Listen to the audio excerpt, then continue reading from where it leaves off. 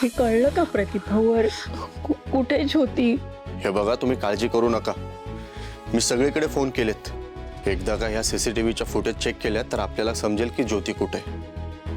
आणि मला तर आता असं वाटतंय की आपण इथे हे करत बसलो आणि ज्योती आई, ज्योती, ज्योती अगं, आई ज्योती, ज्योती अगं, कुठं गेली होतीस बाळा? ज्योती, किती फोन केले तुला, फोन लागतच नव्हता. एवढा उशीर कधी होत नाही ना तुला. कुठून तरी एक फोन करायचा आणि सांगायचंच ना ग मला. ज्योती अगं बोल ना बाळा. ते ज्योती अगं काय झालं, बोल ना बाळा. ज्योती काय झालं?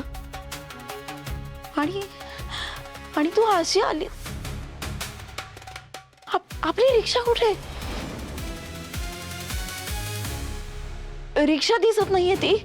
हा आई, आपली रिक्षा काय झालं? आपली रिक्षा चोरीला गेली. काय? काका प्लीज, आमची रिक्षा लवकरात लवकर शोधून द्या. आमचं अख्खं घर त्या रिक्षेवर चालतं. रिक्षा नाही मिळाली तर कुठून पैसे आणू, काय करू, काहीच कळणार नाही आम्हाला. प्लीज तुम्ही लवकरात लवकर रिक्षा शोधा. ज्योती, ज्योती तू शांत हो. पण मला सांगा ग, आपली अशी रिक्षा गेली कुठे आणि काय झालं काय? आई अगं,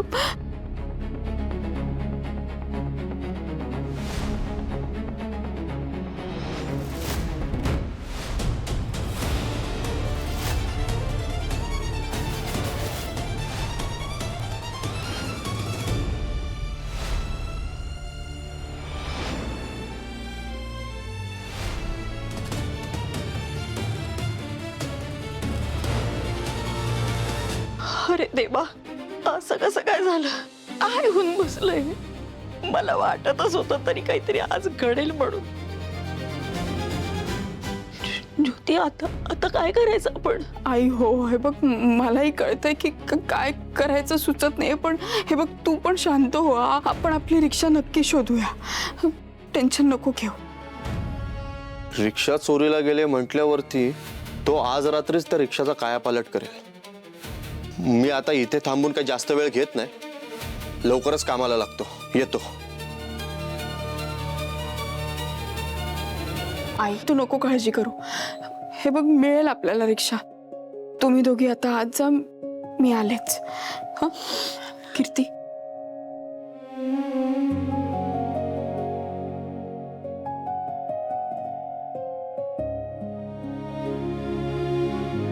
तू पण जा, आराम कर. मी येतो.